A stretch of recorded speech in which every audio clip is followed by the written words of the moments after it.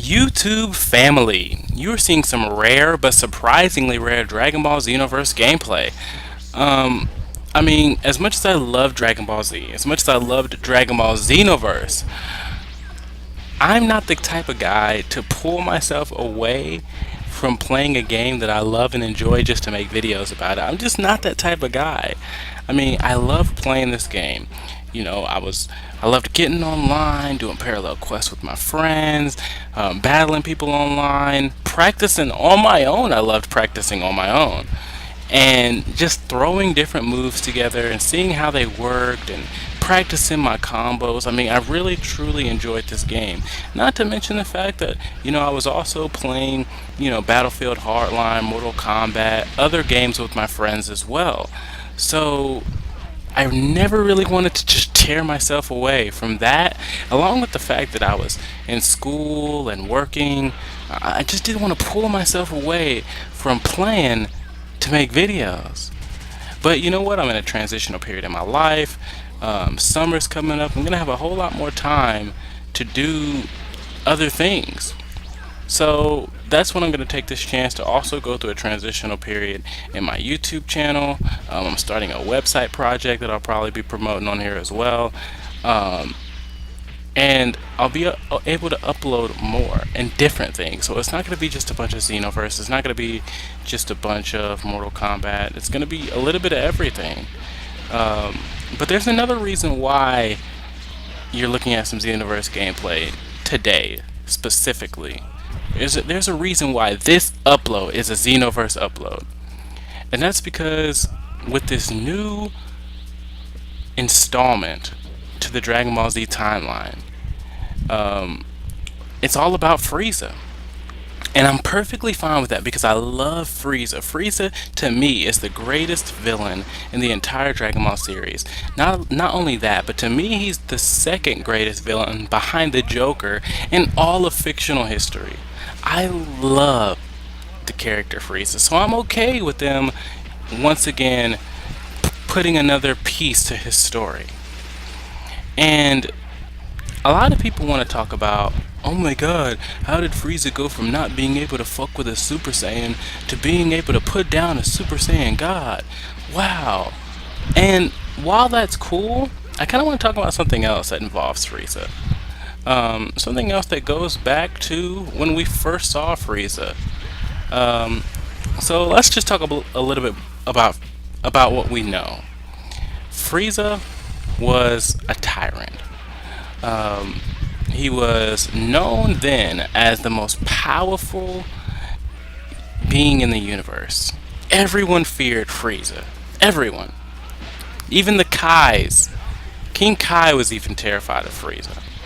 So he used the Saiyans to go out and conquer planets, and they would sell them in the galactic market. They were pirates, and everyone worked for Frieza. He had thousands and thousands of men. Well, the Saiyans began to get too strong. And with that, the fear of them getting too strong, along with the fact that Beerus, the god of destruction, tells him to, Frieza decides to destroy the Saiyans. He blows up planet Vegeta. What he doesn't do is, he doesn't kill Goku. As a baby, Goku is escaping the explosion and going off to Earth. And that's what things get tricky. And I wanted to kind of talk about that because I love irony. Because that one Saiyan that Frieza lets go ultimately comes back and becomes the first Super Saiyan over 1,000 years and defeats but does not kill him. And I want to come back to that. He defeats him, but he does not kill him. So let's go to that moment, that the biggest moment, and this is the moment that governs the entire rest of the video. So pay very close attention to this particular moment that I'm about to describe. There is a moment where Goku is launching a Kamehameha wave at Frieza while he is wedged into a pink ball of energy, and he's lunging himself into the Kamehameha, and it's basically a battle of power to see who will win. Frieza then goes around the Kamehameha and launches Goku deep into the crust of of Namek, and there's a big explosion, and then for like the rest of the episode, you don't see Goku at all. Well, that's when Frieza rises up, says, "Yes, I've defeated him. He's gone. He's dead. Woohoo!" He looks around and says, "Man, this planet is about to blow, and I don't have enough power to weather the explosion." That is when Gohan shows up. Gohan doesn't try to fight Frieza at all. He doesn't try to fight Frieza at all. He just runs around. Frieza realizes, oh, you're just trying to get me caught in the explosion. So right when he decides to start fighting Gohan seriously, Goku reappears. From then, Goku and Frieza continue to fight. You can assume that from this moment, Frieza's power only goes down. In fact, Goku gets to a point where he says, it's done. Your power is decreasing with every blow. In fact, it's not even fair for me to fight you because you're not a challenge to me anymore. So you can assume that from that moment, his power is even lower than the moment I described before when he says, I don't have enough power to weather the explosion. Frieza gets mad.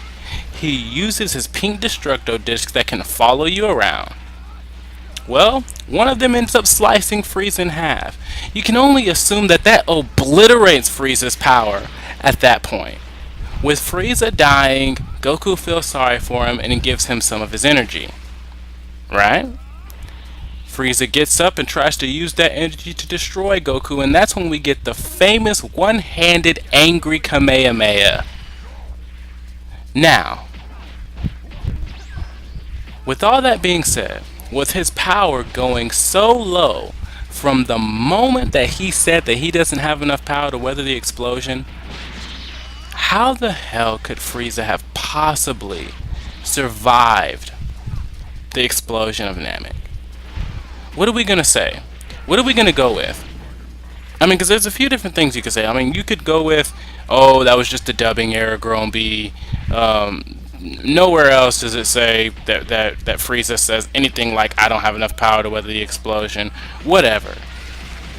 But are we honestly going to say that Frieza should have been able to survive that explosion? I don't think so. I think there's no possible way.